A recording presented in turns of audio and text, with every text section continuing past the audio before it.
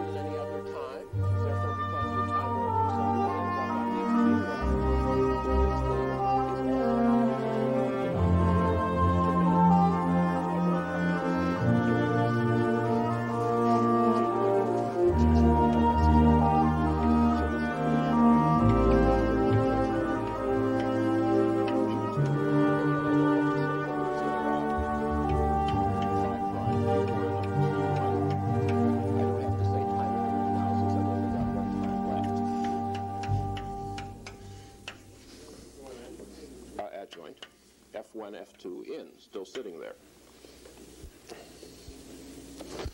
Now there's a leftover term, unfortunately, from time goes to minus infinity. And that is vacuum. Still, T1 is still holding out, times some state which I'll call psi, where psi equals limit T3 goes to minus infinity,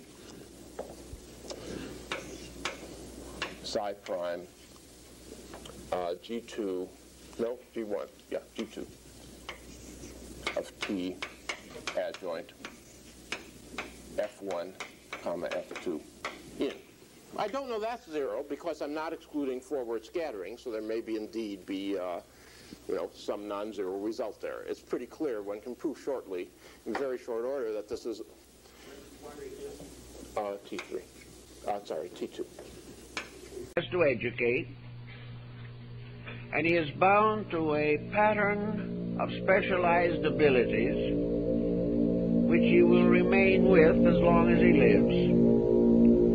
He will work so many hours every day. He will complain largely of the fact that his abilities are not recognized, that he is not appreciated, and very often in the family circle that he is not understood. All of these situations constitute the pressures of living. To escape from these pressures, he develops certain side aptitudes. Probably the most important one at the present time is the ability to sit for hours in front of a television set. Anyone who can do this really has a tremendous amount of something, but but it is not intelligence. Actually, we have escapes. We escape from the problems of life by viewing imitation replicas of them on the entertainment level. We follow the sports. We try to keep up with the news, but are rather baffled. And at the end of the day, we fall into bed and wait for time to pass so that we can start another day just the same. Now, if this was the real reason for life, there would be abundant reason to suspect that the materialist is right. There is no purpose in anything.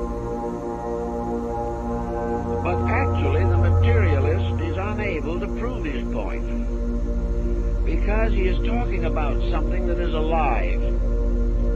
He is talking about a being that has within itself a vast diversity of abilities, of attitudes, a being capable of education, capable of achievement in many fields, perhaps a potential musician or artist.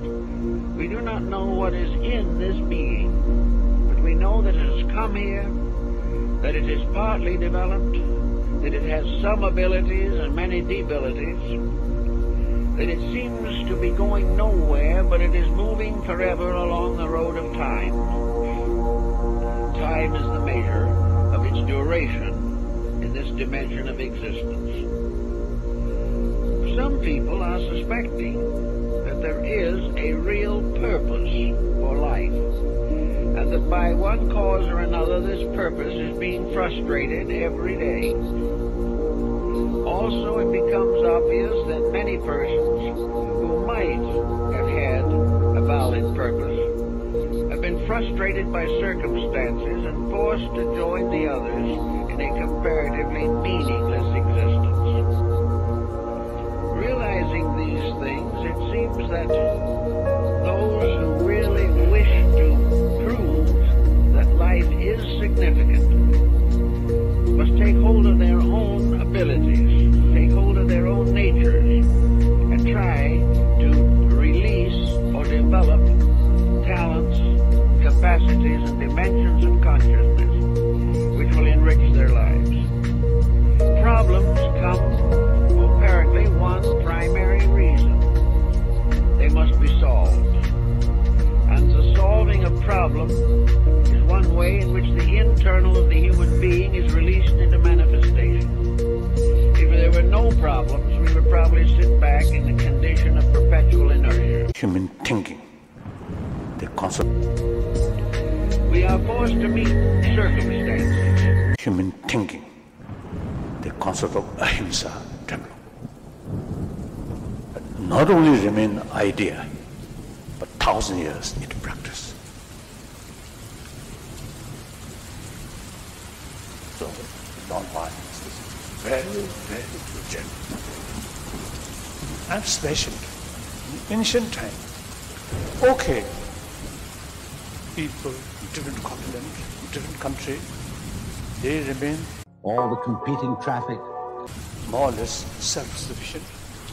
So not much contact with outside. So according to their circumstances, the very concept of war, destroy. And then no longer need